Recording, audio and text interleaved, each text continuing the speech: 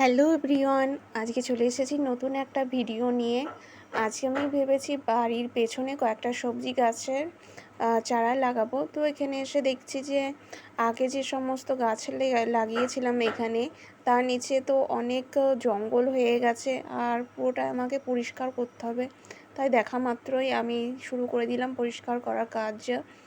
দিয়ে আমি আজকে ভেবেছি বেশ কিছু লঙ্কার চারা লাগাবো এবং আগে থেকেও কয়েকটা লঙ্কা চারা এখানে লাগানো আছে। তারপরেও আরও কিছু টবে রয়েছে, সেই টবেরগুলো মাটিতে লাগিয়ে দেবো, কারণ টবের থেকে ভালো মাটিতেই গাছ হয়। এইগুলো আমি অনেক দিন আগে লাগিয়েছিলাম। তো এগুলো শুকনো যে ঝাল, সেই ঝালের বীজ থেকে এই চারা গাছগুলো হয়েছে। চারাগুলো আমি কোথাও থেকে কিনিনি, এগুলো বাড়ি তৈরি করেছি। গাছের সাইড দিয়ে প্রচুর আগাছা জন্মেছিল, তো সেগুলো আমি পরিষ্কার করে দিয়েছি একটা একটা করে।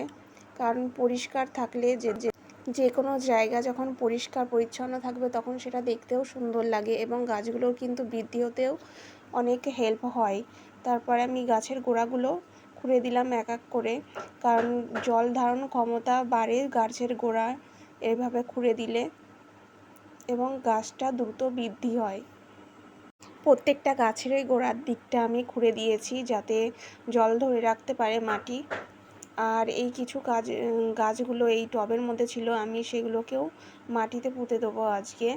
তারপর আমি গাছের গোড়াগুলো খোঁড়া হয়ে যায়, প্রত্যেকটি গাছে আমি জল দিয়ে দিলাম। আর এই টবে ছিল এই গাছগুলো, একটা গাছে লঙ্কাও হয়েছে, তো এই গাছগুলো আজকে নিচে পুঁতে দেবো। এখানে পুঁতে দিয়েছি পুঁই শাক, আর যে সমস্ত চারা গাছগুলো টবে ছিল সব আমি এখানে লাইন করে পুঁতে দিয়েছি।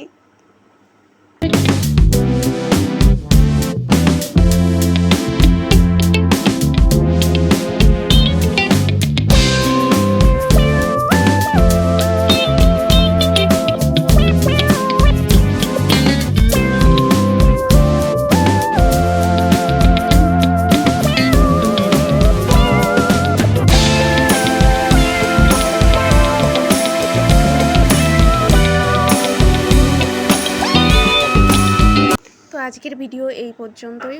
ধন্যবাদ ভিডিওটি সম্পূর্ণ দেখার জন্য। আমার বানানো ভিডিওগুলি ভালো লাগলে অবশ্যই চ্যানেলটির পাশে থাকবেন। ধন্যবাদ।